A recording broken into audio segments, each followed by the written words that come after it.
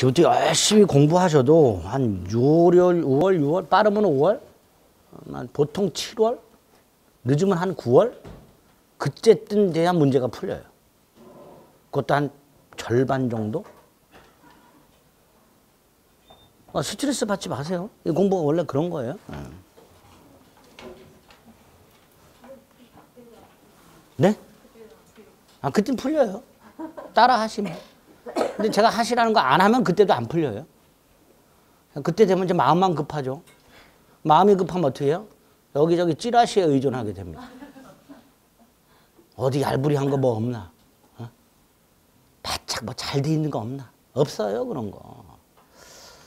그냥 정도를 가세요. 지름길이라는 게 없어요. 그냥 꾸준히 하는 거예요. 이 시험. 제가 처음에 이 강의를 시작했을 때 원래 이제 신림동에서 사법시험 공부하다가 그쪽 같은 게 먼저 강의를 시작했는데 거기는 한 과목을 이렇게 집중해서 뭐 한 달, 2달씩 강의를 해요. 근데 여기는 과목별로 일주일에 한 번씩 강의해가지고 2달에 한 번 끝내죠. 깜짝 놀랐어요. 민법을 2달에 8번 강의로 이 민법 총칙부터 여기까지 끝내는 걸 보고 깜짝 놀랐어요, 저는. 야, 이걸 어떻게 끝내지? 처음에 그랬어요. 더군다나, 이거를 듣고서 합격을 해? 도저히 이해가 안 됐어요. 1년 만에 민법을 공부해서 60점 이상을 맞아? 이야. 근데 하시더라고. 그래서, 야, 인간의 능력이라는 게 참 대단하다. 대한민국 공부하시는 분들은 기적을 창출하시는 분들이에요, 사실은. 이게 힘들어요, 1년 내. 저는 아직도 새로운 판례 같은 거 나오면요, 그거 한번 이해하려면 꼼꼼하게 봐야 돼요. 이해 안 되는 판례도 있고. 아직도 어려워요, 민법이. 근데 그거를 1년 만에? 어휴. 대단하신 거야, 대단하신 거. 무한 반복밖에 없어요, 방법은. 자, 저당권 보겠습니다. 아주 중요한 권리고요. 먼저 저당의 뜻부터 생각을 해봅니다. 우리 주택담보대출 아시죠? 그거 생각하시면 돼요. 갑이 101호 아파트를 은행에 담보로 해오고 돈을 빌리는 경우, 자, 1억을 빌렸어요. 은행이 101호에다가 저당권, 이제 보통 이제 근저당권을 설정하죠. 저당권이 원래 원칙입니다. 이걸 설정한 경우를 생각해 보세요. 첫째, 을은 101호를 점유하지 않습니다. 그렇죠? 점유 안 하죠. 유치권이나 질권 같은 경우에는 채권자가 점유하고 반환을 거절해요. 그게 기본이야. 그러니까 채무자 입장에서는 얼른 돈을 갖고 물건을 회수해야지 이런 생각을 하는 거예요. 근데 저당권은 그런 게 없어요. 점유를 안 해요. 얘가 점유해요. 두 번째, 얘는 101호를 점유하지 않는 대신 그 101호의 교환 가치를 관념적으로 지배를 합니다. 관념적으로 지배. 자, 이 말 멋있죠? 안 멋있어요? 교환 가치를 관념적으로 지배한다는 말. 안 멋있어요? 이 공부 안 한 사람한테 한번 말해보세요. 야, 저당권이란 건 말이야. 물건을 점유하지 않으면서 그 교환 가치를 관념적으로 지배하는 거냐. 그러면 옆에서 듣던 사람이 뭐라 그럴까요? 이 무슨 개또라이 같은 소리야 그러겠죠. 어려워요, 말이. 말이 어려운데 내용은 아무것도 아니야. 을이 무슨 생각을 하고 있을까? 을은 이런 생각을 하지요. 갑이 1억을 안 갚으면 101호를 경매를 넣어서 그 경매 대가로부터 1억을 회수해야지. 이런 생각을 하겠죠. 그걸 요렇게 말을 해요. 그걸 요렇게 말을 하는 거예요. 촌스럽게 채무자가 돈을 갚지 않으면 목적으로 확 경매를 넣어서 그 경매 대가부터 나의 채권을 회수해야지라는 생각. 이렇게 표현하진 않고 교환 가치를 관념적으로 지배한다라고 말을 하는 거예요. 세 번째, 그러고 있다가 실제 갑이 돈을 갚지 않으면 그 생각을 행동으로 옮기겠지. 행동으로 옮기는 게 뭐예요? 경매를 넣어서 경매대가에서 후순위 권리자보다 먼저 회수하겠지요. 이거를 두 글자로 저당이라고 하자라고 약속을 한 거예요. 이거를. 그리고 권자를 붙여. 저당, 권 이렇게. 저당이 뜻이 요거예요. 학자들이 저 긴 내용을 짧게 줄여보자 해서 사전을 찾아가지고 찾아낸 단어가 저당이란 단어입니다. 그래서 특징도 가장 기본이 되는 게 점유를 안 하니까 유치적 효력이라는 게 없어요. 그죠? 다시 한번. 전당포 주인이나 유치권자는 유치하죠. 그래서 채무자로 하여금 얼른 돈 갚아야지라고 심리적으로 강요하는 기능이 있어요. 유치라는 건. 그렇잖아요. 빨리 돈 갚고 물건 회수해야지. 이게 유치적 효력의 기본이야. 근데 저당권은 그런 건 없어요. 그런 건 없어요. 그러다 보니까 101호를 유관으로 봤을 때 저당권자가 있다는 사실을 일반인들은 안다 모른다? 모르지요. 모르니까 반드시 저당권은 등기 등을 통해서 공시하도록 하고 있어요. 등기 등을 통해서. 이걸 저당권에 있는 공시의 원칙이라고 합니다. 그래서 등기 등록이 가능한 것만 저당권의 객체가 되고요. 등기해야 되니까. 민법상 저당권의 객체는 토지, 건물, 지상권, 전세권 이 네 가지만 민법상 저당권의 객체가 됩니다. 토지, 건물, 지상권, 전세권. 물론 특별법에 의해서 동산도 등기 등록이 가능한 것들이 있어. 그런 것들도 저당권 가능해요. 그래서 유체 동산의 저당에 관한 법률이 따로 있어. 그건 특별법이고 민법에서는 딱 4개만 저당권의 객체가 될 수 있습니다. 이게 저당권의 특징이다 이렇게 생각하시면 돼요. 담보물권의 통유성인 부종성, 수반성, 불가부성, 물상대비성이 전형적으로 인정이 됩니다. 세 번째, 저당권을 취득하는 방법, 법률 행위와 법률 규정. 그런데 거의 법률 행위를 통해서 취득하겠죠. 그죠? 은행 가서 돈 빌리면서 저당권 설정해 주잖아요. 주로 계약을 통해서 취득하는 거예요. 주로. 물론 임대차 가면 법정 저당권이라는 게 하나 나옵니다. 예외적인 거고요. 99.9% 계약을 통해서 취득하는데 이 계약이 2개예요.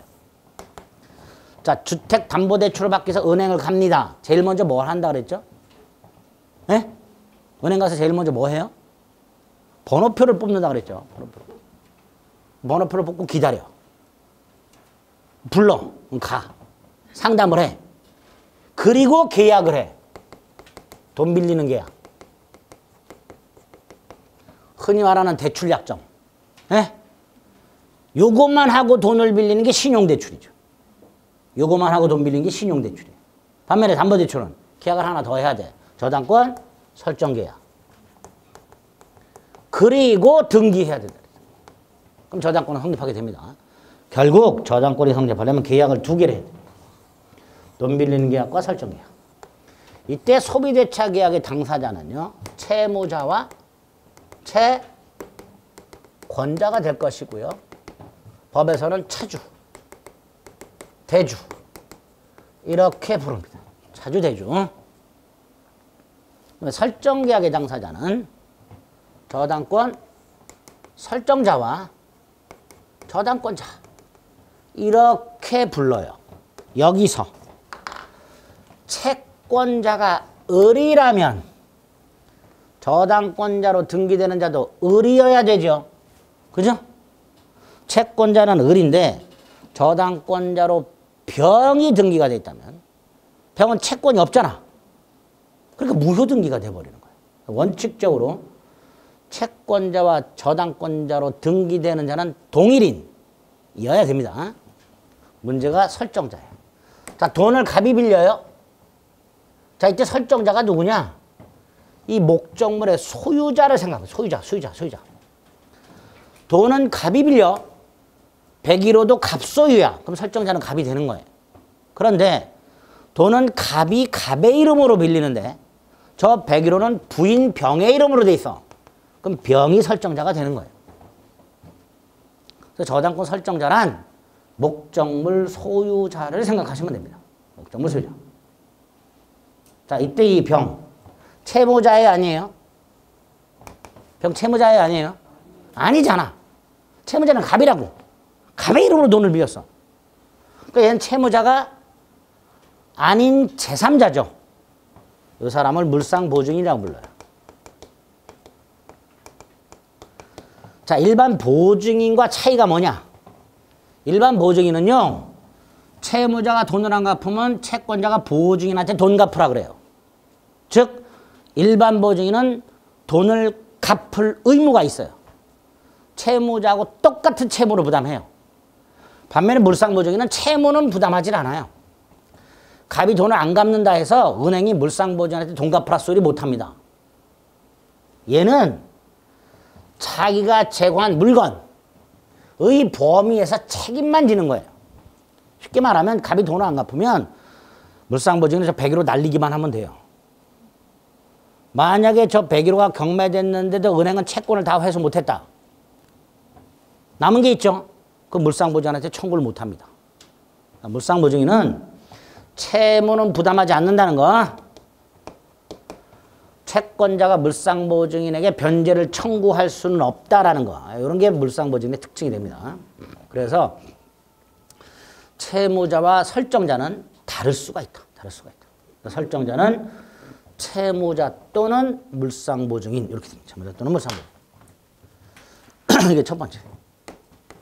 목적물은 아까 말씀드렸고 민법상 목적물 객체. 세 번째 채권. 보통 돈 빌려주면서 저당권 설정하죠. 그걸 금전채권이라고 합니다. 그런데 금전채권만 되냐? 그건 아닙니다. 나중에 금전채권으로 바뀔 여지가 있는 채권. 이것도 미리 저당권으로 담보할 수 있다가 팔립니다. 예를 들어 여러분은 저에 대해서 채권자라 그랬어요. 무슨 채권? 민법 강의해라. 그죠? 자, 민법 강의해라가 금전채권이에요? 돈 내놔야? 아니지. 그런데 제가 강의를 뻥꺼내거나 제대로 안 하면 여러분은 손해배상을 청구할 수 있어요. 뭘 청구할 수 있다고요? 손해배상. 그러니까 민법 이정환이에게 강의하라는 채권이 혹 강의를 제대로 안 하면 손해배상 채권, 즉 금전채권으로 바뀔 수가 있지. 그거 미리 저당권으로 담보할 수 있다. 꼭 금전채권에 하나진 않는다. 두 번째, 장래 발생하는 채권도 됩니다. 현재는 발생하지 않고 장래 발생이 예정되어 있는 채권. 그것도 가능하고요. 채권 일부 됩니다. 1억을 빌려주면서 5천만 원만 저당권으로. 이렇게. 채권 여러 개가 됩니다. 우리 가백에 채권을 3개 갖고 있어. 1,000만 원짜리, 2천만 원짜리, 3천만 원짜리. 합해서 6천만 원이야. 이거 하나의 저당권으로 담보할 수 있습니다. 채권 일부도 되고 채권 여러 개도 묶어서 하나의 저당권으로 담보할 수 있고요. 채무자 여러 명을 묶어도 돼요. 갑, 을, 병에게 정이 각 1,000만 원씩 빌려줬어. 그리고 갑만 담보를 제공하고 모여가지고 저당권을 하나 설정한 다음에 이 갑수 101호에 갑에게 빌려준 1,000만 원뿐만 아니라 을에게 빌려준 병에게 빌려준 1,000만 원씩을 합쳐서 3,000만 원을 담보하는 걸로 할 수도 있게 됩니다. 채무자 여럿을 묶어서. 이때 갑은 을이나 병의 1,000만 원 채무에 대해서는 물상 보증인의 지위가 됩니다. 물상 보증인. 이렇게 할 수 있고요. 요거 기억하세요. 6번째. 갑에게 을도 1,000만 원, 병도 1,000만 원, 정도 1,000만 원을 빌려줬고 갑이 101호를 담보로 제공합니다. 보통은요. 각각 저당권을 설정받겠죠. 그죠? 예? 저당권자 을, 저당권자 병, 저당권자 정 이렇게 돼요. 그런데 저당권은 등기된 순서에 따라서 순위가 달라져요. 먼저 한 놈이 1번, 나중에 한 게 2번, 3번 이렇게. 그리고 그 순위에 따라서 우선 변제 순서가 달라져. 예를 들어 1번, 2번, 3번이다. 경매되면 얘가 먼저, 남은 거 얘가, 남은 거 얘가 이렇게 받아요. 그러니까 채권자들 중에서는 불만 있는 경우가 생길 수가 있어. 그래서 머리를 맞대고 저당권을 하나만 설정하고 저당권 몇 개? 하나. 그거를 을, 병, 정이 채권액의 비율로 1대 1대1, 3분의 1, 3분의 1, 3분의 1씩 이 하나의 저당권을 준공유할 수 있습니다. 여기서 준공유라는 개념이 나와요. 우리 지난주에 공유 봤죠? 공유는 소유권 하나를 쪼개서 갖고 있는 거죠. 그리고 소유권이 아닌 권리를 쪼개서 갖고 있는 걸 준공유라고 합니다. 소유권을 쪼개서 갖고 있는 걸 준공유. 소유권 이외의 권리를 쪼개서 갖고 있는 걸 뭐라 한다? 준공유. 그래서 수인의 채권자가 각각 저당권을 설정할 수도 있고 그 수인의 채권자가 하나의 저당권을 채권액의 비율로 뭐 할 수도 있다. 준공유. 준공유라는 개념이 하나 나옵니다. 이런 것들이 저당권 취득에서 간단히 확인하실 내용들입니다. 네 번째, 저당권 효력. 기본적으로 네 가지가 나옵니다. 중요한 게 뼈대를 잡을 거예요. 일단 저당권의 효력 중에 가장 기본이 되는 게 아까 처음에 개념에서 봤던 채무자가 변제하지 않았을 때 임의 경매권과 우선 변제. 이게 가장 기본이 되는 효력이에요. 가장 기본이고 가장 중요한 효력이에요. 저당권에서. 저기서 임의 경매. 경매는 두 종류가 있죠. 임의 경매와 강제 경매. 차이가 뭐냐? 강제 경매는 일반 채권자들. 일반 채권자들이 바로 경매법원으로 달려가서 채무자가 돈을 안 갚습니다. 경매해 주세요. 그러면 해줄까? 안 해줘요, 법원은. 왜? 아, 이놈이 채권자인지 아닌지 어떻게 알아? 일반 채권자들은 법원이 네가 채권자라는 사실, 변제기가 도래했음에도 불구하고 변제받지 못하고 있다는 사실, 그걸 증명하는 서류를 가져와라. 그래야 경매를 시작해줘요. 요거를 집행권원이라고 합니다. 집행권원. 그래서 보통의 채권자들은요, 채무자를 상대로 대여금 반환 소송을 제기해서 승소 확정 판결을 받아가지고 그 확정 판결문을 집행권원으로 해서 경매를 신청하게 됩니다. 이런 걸 강제 경매라고 해요. 강제 경매. 반면에 저당권 같은 담보물권자들은 등기부에 뭐가 돼 있죠? 저당권자로 등기가 돼 있죠. 그러니까 등기부만 떼서 확인하면 이 사람이 저당권자라는 사실, 저당권이 등기돼 있으면요, 채권도 갖고 있다고 추정이 돼요. 그러니까 등기부만 보면 법원은 아, 얘는 채권자구나. 확인이 가능해. 그래서 별도의 집행권은 없이 바로 경매를 신청할 수 있어요. 이거를 담보권 실행 경매 또는 임의 경매라고 부르는 거예요. 담보물권의 특징입니다. 집행권은 없이 바로 뭐 할 수 있다? 경매를 신청할 수 있다. 저당권자라든가 전세권자 같이 담보물권자들은 임의경매권이 있어요. 이게 기본이 되는 효력이에요. 근데 저 임의경매권하고 우선변제권은 우리 시험에서 잘 안 나오고 가장 기본이 되는 효력이지만 부수적인 거 4개가 나오죠. 두 번째가 저당권의 효력이 미치는 범위라고 해서요. 저당권의 효력이 미치는 범위라고 해서 피담보 채권의 범위가 나와요. 여기서 피담보 채권의 범위란 목적물 경매대가로부터 후순위 권리자보다 무엇을 얼마까지 우선 변제 받는가. 이게 피담보 채권의 범위입니다. 을이 빌려준 돈을 말하는 게 아니고요. 을이 목적물 경매대가로부터 후순위 권리자보다 먼저 변제받을 수 있는 것이 뭐가 있고 얼마까지 변제받는가가 피담보 채권의 범위고 360조에서 5개를 규정해놨어요. 원본, 빌려준 돈, 원금이라고 보통 부르고 원금, 약정이자, 위약금, 채무 불이행을 이유로 하는 손해배상, 저당권 실행비용, 이렇게 5개를 경매대가로부터 후순위 권리자보다 우선 변제 받을 수 있도록 해놨습니다. 우선 변제가 뭐라 했죠? 담보. 그래서 저당권은 원본, 이자, 위약금, 채무불이행, 손해배상, 저당권 실행비용을 담보한다. 이렇게 말을 해요. 담보한다. 무슨 뜻? 우선 변제 받을 수 있다. 여기서 원본은 원금을 말하고요. 이자는 약정이자를 말합니다. 다달이 뭐 주는 거. 자, 이 위약금이 문제인데요. 이 위약금은요. 보통은 안 하는데요. 간혹 특히 사채업자들로부터 돈 빌릴 때 특약을 하는 경우가 있어요. 돈을 못 갚으면 신장을 하나 떼주긴 한다. 뭐 이렇게. 그게 위약금이야. 그런데 돈을 못 갚으면 신장을 떼주기로 한다는 위약금 약정은 반사의 질서로 무효입니다. 보통 돈으로 특약을 해. 돈. 1억을 빌려주면서 제때 1억을 못 갚으면 1억을 배상한다. 뭐 이런 식으로. 이런 식으로 위약금 특약을 따로 하고요. 이게 등기가 되어 있으면 이것도 배당해 줍니다.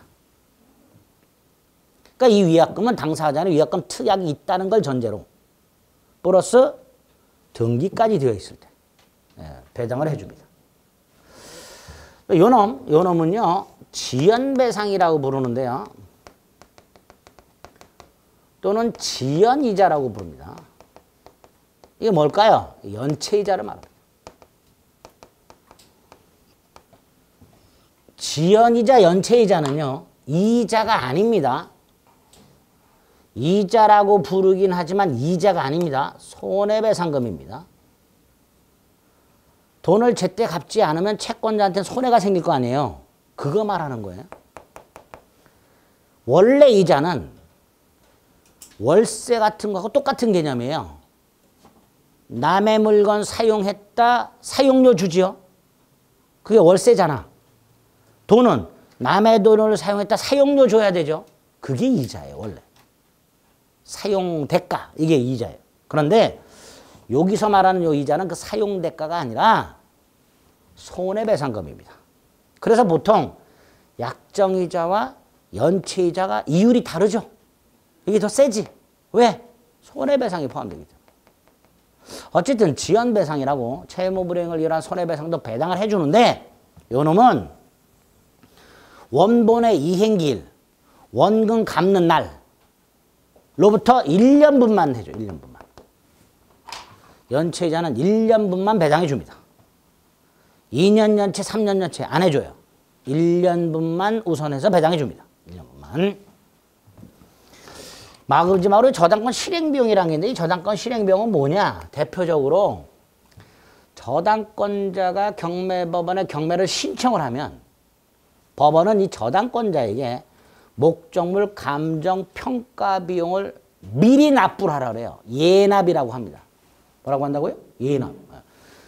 저당권자가 경매법원에 예납한 저당권 실행비용, 즉 감정 평가 비용 같은 것들. 요것도 배당을 해주는 거예요. 그게 저당권 실행비용입니다. 이런 식으로 360조에 5개를 우선 면제 받을 수 있도록 해놨습니다. 이게 피담보 채권의 범위입니다. 특히 지연배상 1년분을 기억하세요. 요놈 때문에 보통 은행은 저당권을 설정하지 않고요. 근저당권을 설정하거든요. 요놈 때문에. 보통 주택담보대출 같은 경우는 저당권이 아니라 근저당권이라는 거 많이 들어보셨죠? 예? 은행은 저당권이 아닌 근저당권을 보통 설정해요. 이유는 근저당권을 설정해놓으면 이런 제한이 없어요. 이런 제한이. 그래서 보통 현실적으로는 저당권보다는 근저당권이 더 많이 활용이 되고 있습니다. 요놈 때문에. 두 번째가 목적물의 범위라고요. 일단 대표적인 목적물이 토지하고 건물이 있을 것이고요. 이 토지 건물에 부합물과 종물이 있는 경우가 있어요. 이때 토지 건물에 설정된 저당권의 효력이 토지 저당권, 건물 저당권의 효력이 이 부합물 종물에도 미치는가? 이게 목적물의 범위입니다. 다시 말해서 채무자가 돈을 갚지 않으면 저당권자는 땅이나 건물을 경매를 넣을 것이고 이 땅이나 건물을 경락받은 사람은 그 땅 건물 외에 그 땅 건물의 부합물, 종물도 취득하는가? 그게 목적물의 범위의 문제예요.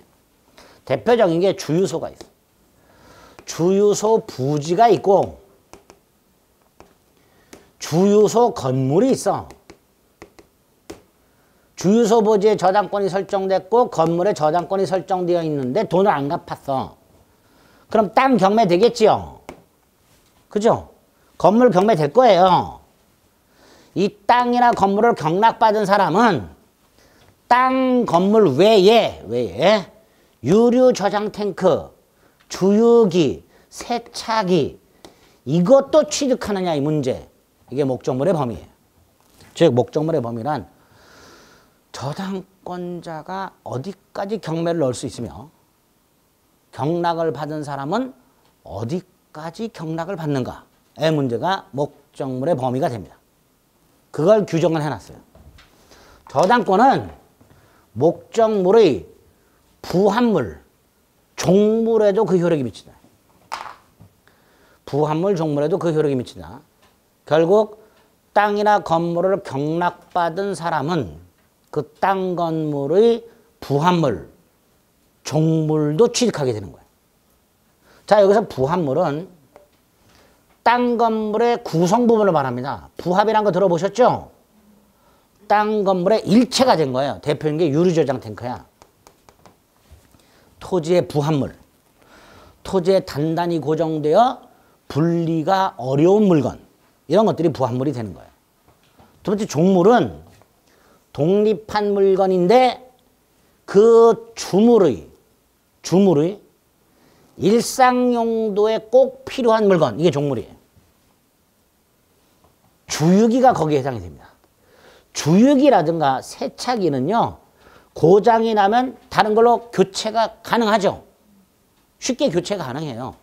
따라서 땅 위에 있는 주유기라든가 건물 캐노피에 달려있는 주유기 같은 것들은 땅이나 건물의 일부가 아닌 독립한 물건이에요. 다만 독립해 있으면서 플러스 일상용도, 주물의 일상용도에 필요한 게 종물이라고 했는데 주유소의 일상용도가 뭐예요? 주유죠. 주유하려면 꼭 뭐가 필요해? 주유기가 필요하죠. 안 필요한가? 뽁뽁이만 있으면 되나?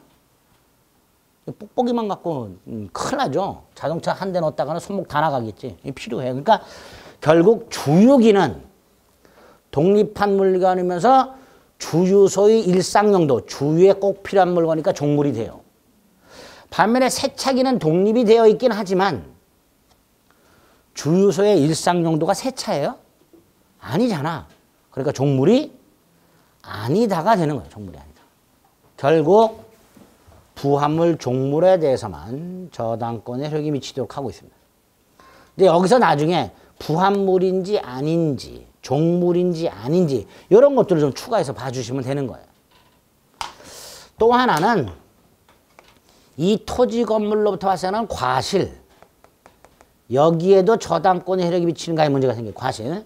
대표적인 게 갑이 101호를 담보로 제공하고 101호에 저당권을 설정해놨는데 이 101호에 기존 월세입자 50만 원 임차인이 있어요. 다달이 50만 원이 월세가 나와요. 이게 과실이야. 이 다달이 발생하는 50만 원 과실을 은행이 수취해요? 월세입자는 은행한테 월세를 내야 돼? 집주인한테 내겠죠. 결국 저당권의 효력은 과실에는 미친다 안 미친다? 안 미쳐요. 미칠 수가 없죠. 다만 나중에 저당권자가 목적물을 경매를 넣으면요. 이 목적물이 압류가 돼요. 경매를 넣으면 목적물이 뭐가 된다고요? 압류. 그 압류의 효력이 여기에도 미쳐요. 그러다 보니까 목적물의 과실에 대해서도 저당권의 효력이 미치는 경우가 생기게 됩니다. 부합물 종물에는 저당권 효력이 미친다. 과실에는 원칙적으로 안 미친다. 다만 목적물이 압류가 된 후에는 과실에도 저당권 효력이 미치다. 그러니까 목적물이 압류된 후에는 월세입자는 월세 주면 안 돼요. 집주인한테. 압류가 돼 있기 때문에. 압류라는 건 처분금지, 지급금지를 말하는 거예요. 예? 목적물이 압류되면 월세입자는 집주인한테 월세를 주면 된다 안 된다? 안 됩니다. 그런 의미. 이런 식으로 목적물의 범위가 나옵니다. 그 다음에 아까도 잠깐 말씀드렸듯이 이 목적물과 관련해서 이 목적물이 멸실, 훼손, 공용징수. 공용징수가 뭐예요? 수용.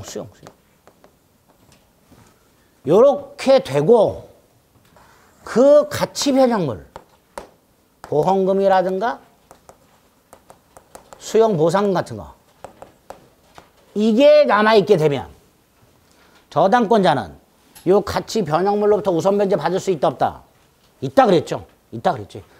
토지나 건물이 화재로 멸실되거나 수용이 됨으로써 토지 건물 소유자가 보상금이나 보험금을 받게 된다면 저당권자는 그 보상금이나 보험금으로부터 후순위 권리자보다 우선해서 변제를 받을 수 있어야 된다 그랬죠. 물상대위가 나오게 돼요. 전형적으로. 대표적인 물상대위가 저당권에 나오게 됩니다. 물론 질권의 규정을 두고 있고 저당권에서는 그걸 준용하도록 하고 있어요. 준용. 어쨌든 저당권에 이렇게 목적물 관련된 물상대위라는 게 따로 하나 해야 된다. 근데 이 물상대위는 어떤 경우에 어떤 식으로 행사하는가? 저당권자는 여기서 우선변제 받는데 우선변제 받는다고만 돼 있지 어떤 식으로 권리 행사할까는 규정이 없단 말이지. 그러니까 언제까지 어떤 식으로 권리 행사할 것인가를 판례를 나중에 숙지를 하시면 돼요. 어쨌든 저당권에 이렇게 목적물과 관련해서 물상대위라는 게 하나 나온다. 이게 첫 번째 효력 범위와 관련된 거예요. 두 번째가 366조 법정지상권이 있었어요. 기억나세요? 지상권에서 간단히 요건 기억하시라 그랬어요. 제가 366조 법정지상권이 뭐냐? 토지와 건물이 일단 있고 소유자가 동일 한 상태에서 토지나 건물 어느 한쪽 양쪽에 저당권이 설정되고 그 저당권이 실행이 됨으로써 즉 경매가 됨으로써 토지와 건물의 소유자가 달라지게 되었을 때 건물 소유자가 취득하는 지상권 그게 366조 법정지상권이었어요. 그죠? 기억을 더듬어 보세요. 지상권에서 했었어요. 근데 이 366조가 인정이 되려면 적용이 되려면 대원칙이 있었어요. 뭐죠? 저당권 설정 당시에 이미 건물이 존재하고 소유자가 동일할 것. 이게 대전제였어요. 그죠? 그래서 제가 이런 판례를 하나 소개했었어요. 366조로 설명하면서 간단하게 건물이 없는 나대지에 갑이 돈을 빌리면서 저당권을 먼저 설정을 해주고 그리고 갑이 건물을 지은 경우 그런데 갑이 돈을 못 갚아서 저당권자가 이 땅을 경매는 경우 그 결과 토지와 건물의 소유자가 달라지게 된 경우 법정성권 인정된다 안 된다? 안 된다 그랬죠. 안 된다. 안 된다 그랬어요. 법정상권이 인정이 안 되면 건물은 어떻게 돼요? 이 건물 철거해야죠. 철거해야죠. 법정상권이 인정이 안 되면 건물 철거해야 돼요. 무단 건물이에요. 무단 건물. 그래서 제가 지은 지 6달 만에 철거되는 건물도 봤다 그랬어요. 그러니까 366조 법정상권이 인정이 돼야 철거가 안 되는데 인정이 안 되니까 철거가 된단 말이지. 이 건물이 아깝단 말이죠. 이 경우에. 그래서 요 경우에 우리 민법의 365조에서 토지 저당권자는 토지뿐만 아니라 건물까지 한꺼번에 경매를 넣을 수 있는 권리를 부여해주고 있습니다. 이게 토지 저당권자의 토지 건물 일괄 경매권이에요. 누누이 말씀드렸지만 우리 민법은 토지와 건물이 별개의 부동산이라고 그랬어요. 따라서 토지 저당권은 토지에만 효력이 미치고 건물 저당권은 건물에만 효력이 미칩니다. 그 말은 토지 저당권자는 토지만 경매에 넣을 수 있고 건물 저당권자는 건물만 경매에 넣는 거예요. 그런데 특이하게 건물을 살리기 위해서 365조에서 토지 저당권자가 건물까지 함께 경매할 수 있는 권리를 부여하고 있다고 하죠. 365조. 아주 잘 나오죠. 뭐 이것도 잘 나오지만 어렵고 판례가 그지같이 많고 이건 단순한데 잘 나와요. 자, 그럼 토지 저당권자의 토지 건물 일괄 경매권 뜻 의미 지금 말씀드린 거 건물 없는 나대지에 저당권이 설정이 되고 그 저당권 설정자가 건물을 축조하여 소유하고 있을 때 토지 저당권자가 건물까지 함께 경매할 권리 이 뜻이 되는 거예요. 요건은 다시 건물 없는 땅의 저당권이 설정될 것. 두 번째, 저당권 설정자가 건물을 축조하여 소유하고 있을 것. 이 요건이 되는 거예요. 물론 예외는 있습니다만 대원칙이 그런. 자, 그런 요건에 을은 권리가 있는 거죠. 건물까지 일괄 경매해야 될 의무가 있는 게 아니야. 권리만 있는 거예요. 그러니까 을은요, 땅만 경매해도 돼요. 실제로 땅만 경매해서 땅만 경락을 받은 자가 건물을 철거해서 철거된 사건도 있어요. 그러니까 이건 권리지 의무가 아니야. 또 하나, 을이 만약에 토지와 건물을 일괄 경매했을 때 첫째 법원은요, 이 건물 철거 막아야 되잖아요. 땅과 건물을 반드시 동일인에게 매각 허가해야 돼요. 땅은 병에게 건물은 정에게 절대로 안 돼요. 땅하고 건물을 동일인에게 매각 허가를 해야 되고요. 또 하나, 얘는 토지 경매 대가에서는 우선 변제를 받아요. 하지만 건물 경매 대가에서는 우선 변제를 받을 수가 없습니다. 토지 저당권자가 건물을 경매할 수 있는 권리까지만 인정한 거지. 더 나아가서 건물 경매 대가부터 우선 변제권까지 인정한 것은 아닙니다. 그런 것들이 일괄 경매에서 나오게 됩니다. 네? 정확하게 개념을 366조와 구별해서 기억을 해 주셔야 됩니다. 네 번째, 저당 부동산 재산 취득자.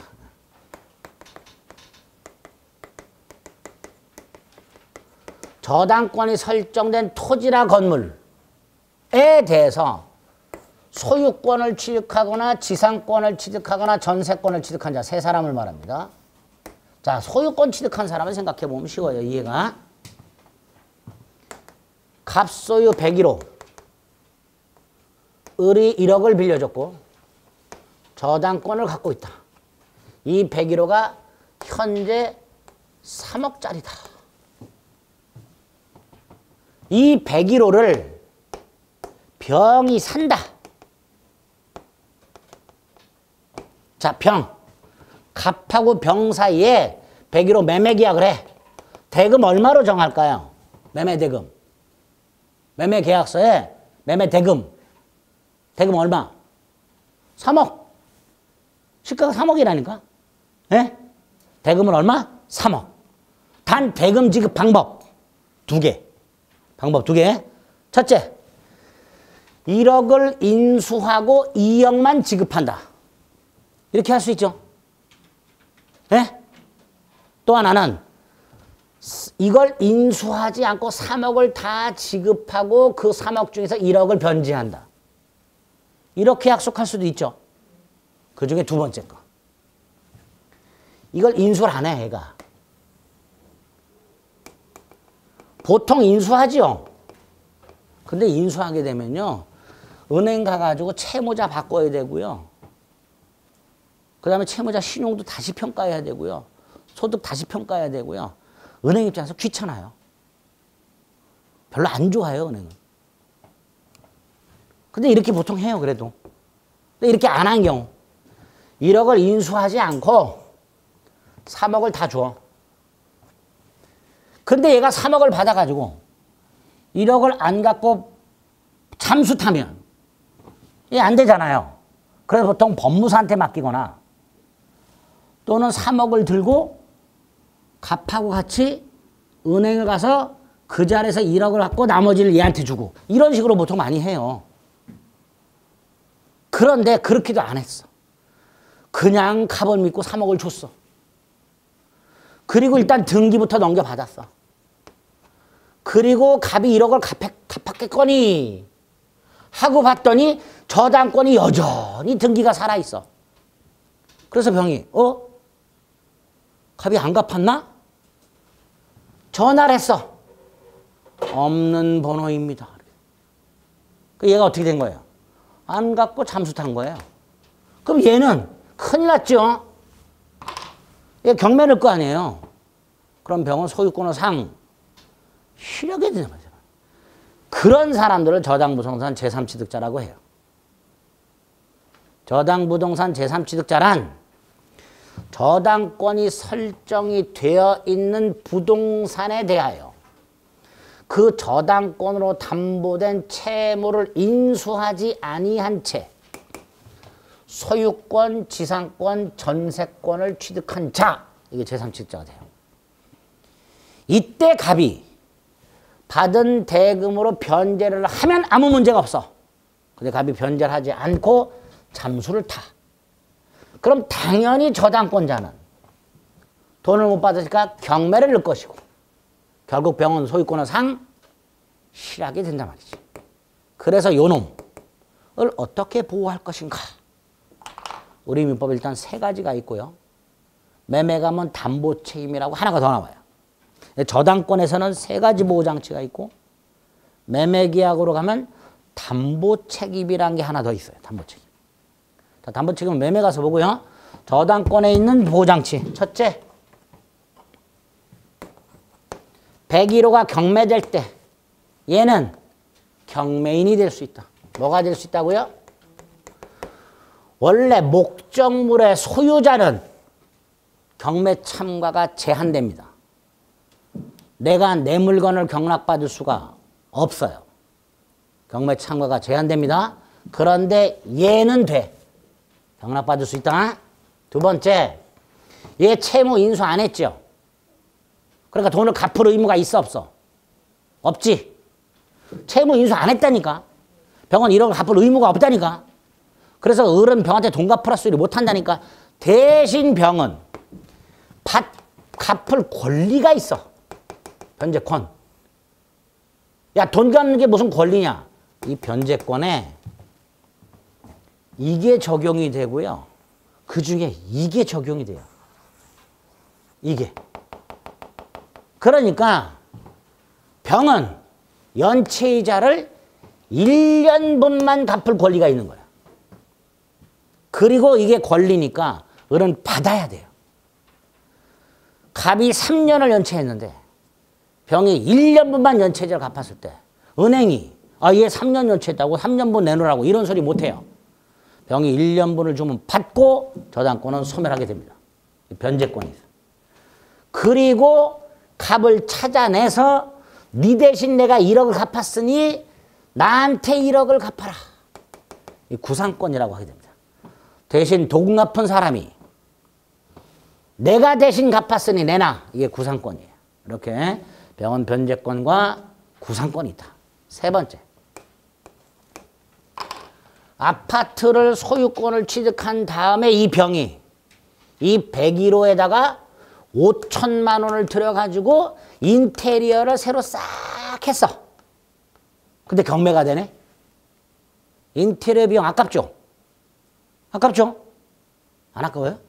아깝죠. 그거를 영순위로 배당받아요.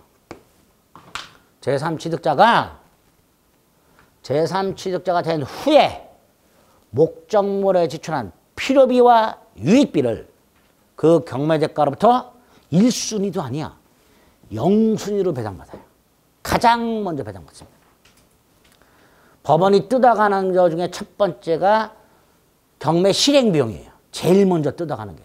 그거하고 똑같이 배당하는 게 순서가 이거예요. 세 번째 거가 남용이 많이 됩니다. 가라 영수증 등을 통해서 법원에 배당 청구하는 경우가 굉장히 많습니다. 어쨌든 이런 세 가지 장치를 통해서 제3취득자를 보호하고 있다. 됐죠? 다섯 번째가 저당권 침해에 대한 구제가 있습니다.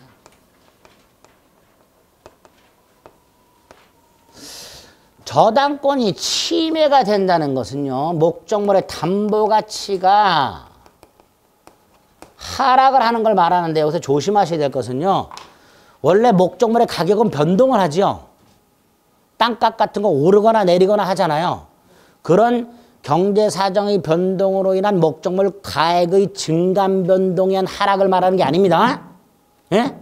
자연재해, 불가항력적 또는 채무자의 고의 또는 과실에 의하여 담보가치가 하락하는 경우를 말해요. 가격 변동에 의한 하락은 저당권 침해가 아닙니다. 아닙니다. 참, 그건 어떤 경우냐? 갑소유 임야가 있어요. 10,000평인데 임야는 전체적으로 300만 원밖에 안 되는데 여기다 갑이 1억짜리 나무 5그루를 가지고 있어. 총 5억 원. 이걸 임목 등기했어. 그리고 을로부터 이 임목을 담보로 3억을 빌려. 그리고 그런 이 임목에다가 저당권을 갖고 있어. 가능합니다. 임목에 관한 법률에 의하면 보존 등기된 20개 집단, 소유권도 되고 저당권도 설정할 수 있어. 그럼 갑의 입장에서는요, 땅값은 300만 원밖에 안 되니까 대출이 안 나와. 근데 나무는 한 그루씩 1억에서 총 5억이야. 담보를 제공하고 돈을 빌려. 자, 이 상태에서 나무 한 그루가 벼락을 맞아갖고 타버리거나 갑이 뽑아가지고 팔아먹거나, 그럼 전체 담보 가치가 5억에서 얼마로 떨어졌어요? 4억으로 떨어졌죠? 이런 걸 저당권 침해라고 해요. 나무 가격이 하락했어. 그래서 전체가 4억으로 주자. 이건 저당권 침해가 아니고 가격은 그대로인데 벼락으로 불타도 없어지거나 채무자가 뽑아가지고 팔아먹거나 이렇게 불가항력적 또는 채무자의 고의과실에 의하여 전체 담보가치가 하락하는 걸 뭐라 한다? 저당권 침해를 한다.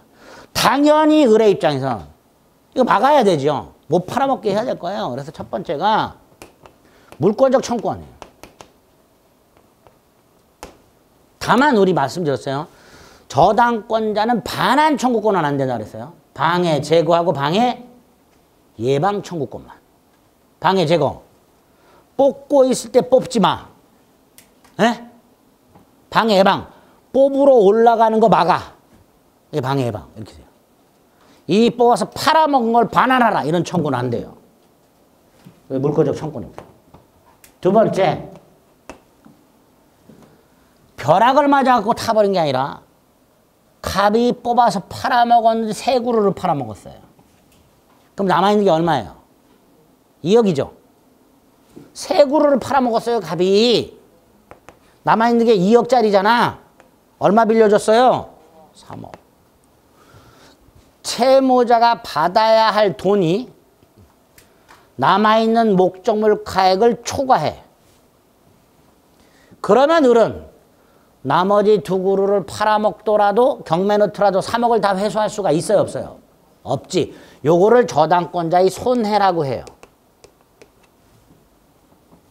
이렇게 채무자의 고의과실이 있고 저당권자에게 손해가 생기면 을은 2개를 경매에 넣더라도 2억밖에 회수를 못하죠. 그럼 나머지 손해 내놔.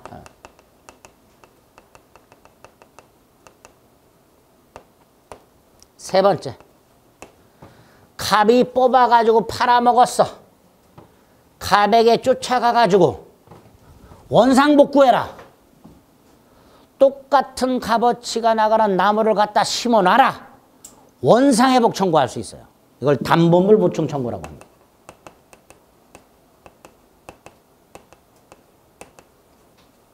네 번째. 여러분이 을이야. 갑을 믿고 돈을 빌려줬어. 그런데 어느 날 가봤더니 갑이 나무를 뽑아서 팔아먹고 있어. 믿음이 확 깨지죠. 그러니까 을은 갑에게 너 더 이상 못 믿겠다. 앞으로 갚을 날짜가 1년이 더 남았지만 나 못 기다린다. 지금 당장 갚아라. 이렇게 할 수 있습니다. 이렇게 저당권이 침해된 경우에 저당권자는 4가지 권리를 통해서 그 저당권을 보호받을 수 있습니다. 이걸 저당권 침해에 대한 구제 이렇게 부릅니다. 그래서 저당권에서는 주로 이 저당권의 효력과는 4가지 효력범위 366, 365, 특히 365 제3취득자 구제 4가지가. 그 중에서도 제3취득자 이 별로 아닌데 최근에 각광받고 있어요. 아주 잘 나와요. 최근에 365조 전통적으로 잘 나왔고요. 그 다음에 최근에 이것도 별거 아닌데 잘 나와요. 이렇게 일단 저당권의 효력은 뼈대를 잡아 두셔야 됩니다. 됐죠? 저당권의 뜻, 특징, 취득, 저당권의 효력까지 봤습니다. 5번째, 저당권의 변동이라고 저당권 처분 소멸이 나옵니다. 그 중에 처분만 간단히 생각을 해봅니다. 저당권을 처분한다는 게 무슨 뜻이에요? 저당권을 팔아먹는다는 거죠.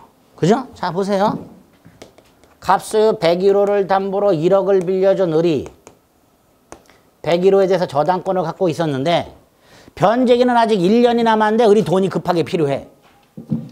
갑에게 슬쩍 야 변제기 아직 1년 남았지만 미리 좀 갚아줄래? 그랬더니 갑도 나도 어려워. 1년 기다려.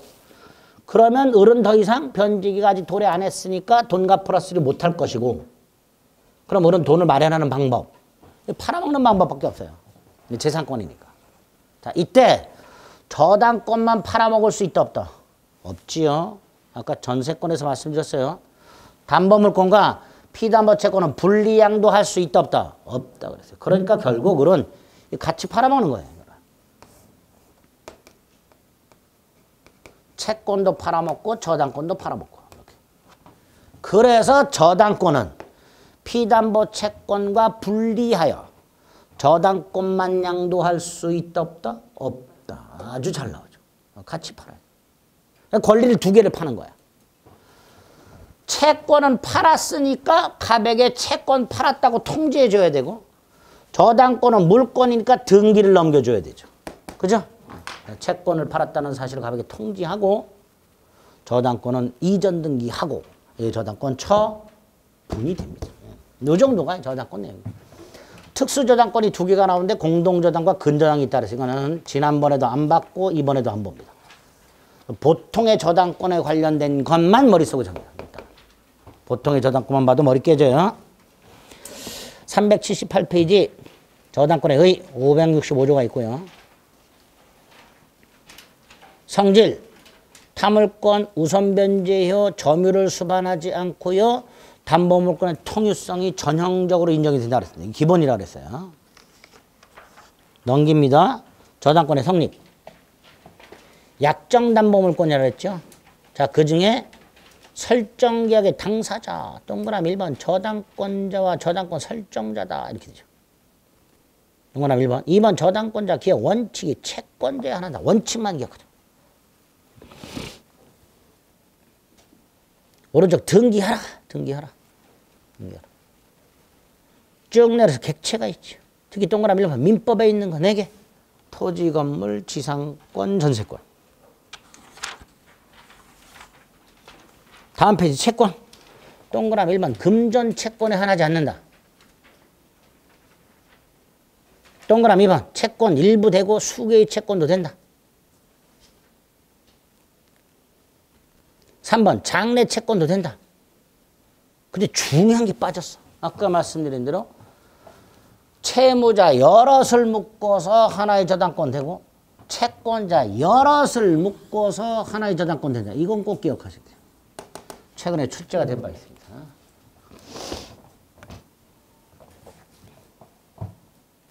저당권의 효력, 피담보 채권에 보면 360조 조문 확인하시고요.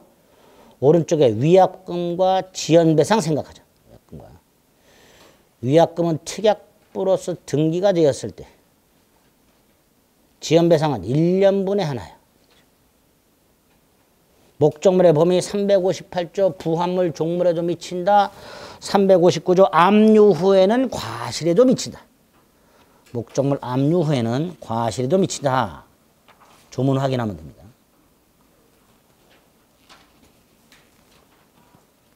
다음 페이지. 하단에 보면 365조가 있네요. 토지저당권자의 토지건물 일괄경매권 395조. 오른쪽 요건 A. 토지저당권 설정 후 건물이 신축. B. 저당권 설정자가 축조하여 소유. 쭉 내가 니은 효과. A. 건물 매각 대금에서는 우선 변제 받을 수가 없다. B.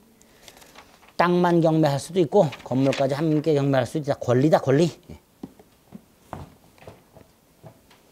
다음 페이지 물상대위. 4번의 기억.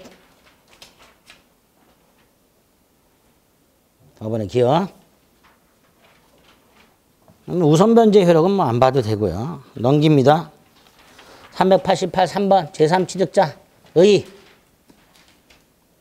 오른쪽에 보호규정 동그라미 1번 경매인이 될 수 있다. 동그라미 2번 변제권이 있다. 맨 밑에 동그라미 한번 지출한 비용을 가장 먼저 상환받는다.